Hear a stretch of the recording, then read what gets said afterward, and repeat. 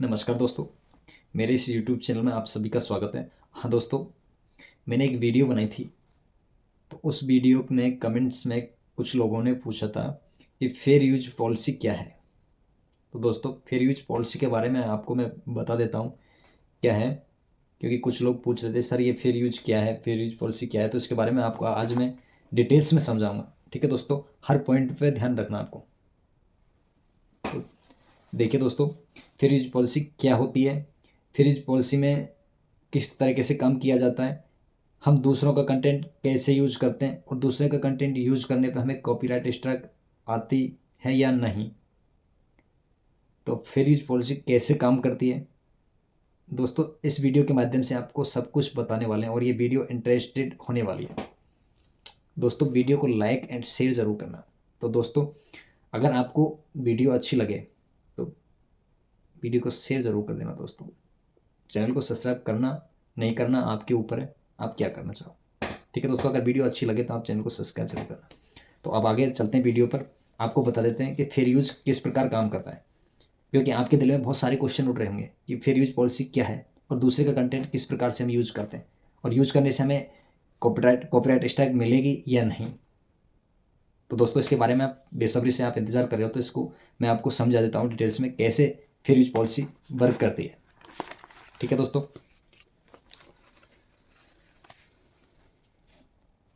दोस्तों, fair use एक copyright strike fair use copyright strike एक ऐसा लॉ है, आप इसको लॉ ही समझें, क्योंकि एक नियम बनाया गया है और इस लॉ में 107 धारा, कुछ आर्टिकल 107, इसके बारे में कुछ ज़्यादा समझाया गया है, लेकिन उसके बारे में मैं ज़्यादा नहीं बात करूँगा क्योंकि आपके लेवल का वो नहीं है।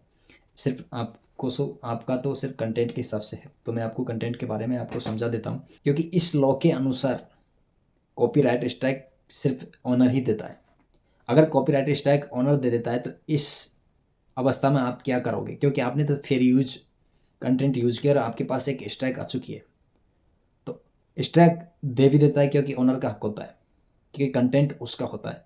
और ऐसे नियम में भी जिसका कंटेंट आप यूज करोगे, तो अगर आपको वो स्ट्राइक दे देता भी है और नहीं भी देता है, तो इसके तहत आपको क्या करना होगा उसके बारे में आपको मैं बता देता हूँ। फेयर यूज पॉलिसी के तहत आपको स्ट्राइक दे भी सकता है, नहीं भी दे सकता है, ये मैंने पहले भी बोला और अब भी बोल रहा हूँ। ठीक है, ध्यान रखना दोस्तों। और इसको समझना एक ऐसा तथ्य है, क्योंकि आज के टाइम काफ़ी लोग कंटेंट यूज करते हैं और बहुत सारे लोगों को पता नहीं है कि फेयर यूज के तहत कॉपीराइट स्ट्राइक को हटा भी सकते हैं और कॉपीराइट स्ट्राइक को हटा भी नहीं सकते, क्योंकि कुछ पॉइंट हैं इसके बारे में आपको बताऊंगा डिटेल्स में कि कैसे आपको हटा सकते हो और कैसे आपको नहीं हटता है कॉपीराइट स्ट्राइक आपका। इस पॉलिसी में कुछ ऐसा है। तो चलिए दोस्तों, क्योंकि मैं आपको बताता हूँ कि एक कॉपीराइट स्ट्राइक ऐसा होता है कि इसमें फिर यूज में अलग अलग कंट्रियों में अलग अलग रूल्स होते हैं, मतलब लॉ होते हैं। जैसे इंडिया के अंदर अलग है, यूरोप के अंदर अलग है, यूएस के अंदर अलग है। तो हर कंट्रीज में अलग अलग प्रदर्शित किए गए हैं लॉ, क्योंकि हर जगह अलग अलग लॉ है। तो उसमें यूट्यूब के अनुसार हर कंट्रीज में अलग अलग नियम बनाए गए हैं। तो उसके बारे में आपको बता देता हूँ दोस्तों। यूएस में अलग है, यूएस में कुछ अलग है, इंडिया के अंदर कुछ अलग है। तो मैं अभी फ़िलहाल इंडिया की बताऊंगा आपको, क्योंकि आप इंडिया में वर्क कर रहे हो। ठीक है दोस्तों, तो इंडिया में कुछ ऐसा उन्होंने प्रदर्शित किया है जो मैं आपको बताने जा रहा हूँ। देखिए दोस्तों, तो दोस्तों इंडिया के अंदर जो रूल्स है मैं आपको बता देता हूँ। यूट्यूब फेयर यूज पॉलिसी के allow the reuse of copyright material without permission under creator fair use is a legal doctrine that varies with countries, मतलब अलग अलग कंट्रीज के अंदर अलग अलग नियम्स दिए गए हैं। तो दोस्तों, क्या क्या नियम है, क्या क्या परमिशन दी गई है, तो उसके बारे में अलग अलग कंट्रीज में अलग अलग नियम है। तो उसके बारे में डिटेल्स में हम आपको बताएंगे कैसे आपको उपयोग करना है, कैसे आपको उपयोग नहीं करना है। ज़्यादातर दोस्तों इसमें कुछ नए नए सिद्धांत हैं अलग अलग देशों के अंदर। तो इस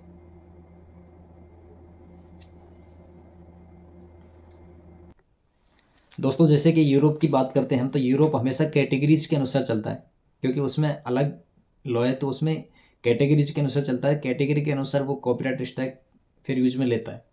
ठीक है, और इंडिया चलता है, इंडिया का मैं आपको बता ही देता हूँ। पहली बात तो फेयर यूज कंटेंट पर स्ट्राइक दे नहीं पाओगे आप, अगर किसी प्रकार की इंडिया के अंदर समस्या आती है तो फेयर यूज पर आपका स्ट्राइक नहीं दे पाओगे।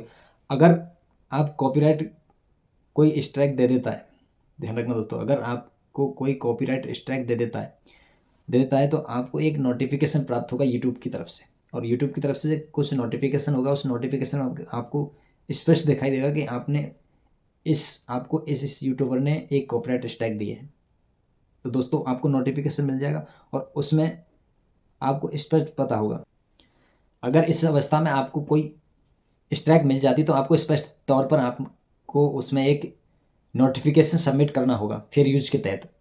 ठीक है, वो कैसे करना होगा दोस्तों कि मैंने अभी ये वीडियो मतलब ये कंटेंट फेयर यूज के तहत यूज किया है, सामने वाले के पास नोटिफिकेशन पहुंचेगा। नोटिफिकेशन पहुंचते ही सामने वाले से मतलब यानी कॉपीराइट होल्डर अगर कुछ साबित कर देता है, अगर सामने वाले के पास पहुंच जाएगा और वो अगर आप यूट्यूब के लिए कुछ साबित कर देता है यानी कोई सबूत पेश कर देता है कि ये स्ट्राइक लीगल है, इन्होंने मेरे कंटेंट को यूज किया है, अगर वो इस तरीके से आपको मतलब यूट्यूब को साबित कर देता है तो आपकी कॉपीराइट स्ट्राइक बिल्कुल नहीं हटेगी, ध्यान रखना दोस्तों।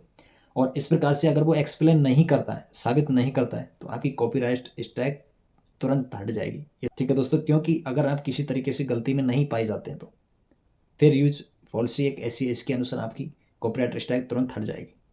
अगर आप किसी दायरे में आते हो तो इसका किसी पर फाल नहीं है। ठीक है दोस्तों, और आगे एक चीज़ और मैं बता देता हूँ आपको, अगर किसी परिस्थिति में बात आगे तक बढ़ जाती है, क्योंकि आप भी आपका राइट कंटेंट मान रहे हो और आप नहीं समझ रहे हो, तो अगर ये बात आगे किसी तरीके से बढ़ जाती है तो ये बात डायरेक्ट कोर्ट पे पहुंचती है और इसका फैसला सिर्फ कोर्ट करता है और कोर्ट फाइनल होता है, जिसके अनुसार आपको मानना पड़ेगा, क्योंकि न्याय की याचिका है एक लास्ट ऑप्शन होता है। ठीक है दोस्तों, उसके बारे में आपको समझा देता हूँ कि कैसे कोर्ट इस फैसले को सही तरह से अपनी दिशा में ले जाता है। ठीक है दोस्तों, क्योंकि 3 फैक्टर हैं इसके अंदर, 3 फैक्टर्स हैं, उनके बारे में आपको समझाऊंगा किस तरीके से कोर्ट इस पर फैसला लेता है। तो दोस्तों कैसे डिसाइड करता है, पहला है जो आपने कैरेक्टर यूज किया है, कोर्ट देखता है क्या जो आपने कैरेक्टर यूज किया उसका पर्पज़ क्या है। फर्स्ट तो यह है उसका पर्पज़ क्या है, दिशा क्या है, किस तरीके से लिए आपने यूज किया है, कॉमर्शियल किया है, नॉन कॉमर्शियल किया है, इस तरीके से कोर्ट देखता है। अगर आपका नॉन कॉमर्शियल है या कॉमर्शियल है, किस दिशा में आपका वीडियो है, तो उसको डिसाइड करता है कोर्ट। फिर उसके तहत आपको फैसला देता है कि आपका कंटेंट फेयर यूज में आता है या नहीं आता है। एक तो ये हो गया। ठीक है दोस्तों, उसके बाद सेकंड है आपका कॉपीराइट वर्क नेचर। तो दोस्तों वीडियो का जो कंटेंट बनाया आपने, जो भी वीडियो बनाई है उसका नेचर से देखता है कोर्ट, इस वीडियो का नेचर क्या है, कि किस दिशा में वीडियो जा रही है या किस तरीके से और किस इफेक्ट में ये वीडियो आ रही है। तो दोस्तों इस पर ध्यान देता है कोर्ट। और उसके बाद में अगर आपकी ये कंटेंट आपका फेयर यूज में आता है तो इसको फेयर यूज में रखते नहीं, आप कॉपीराइट आपके पास से हटेगी नहीं।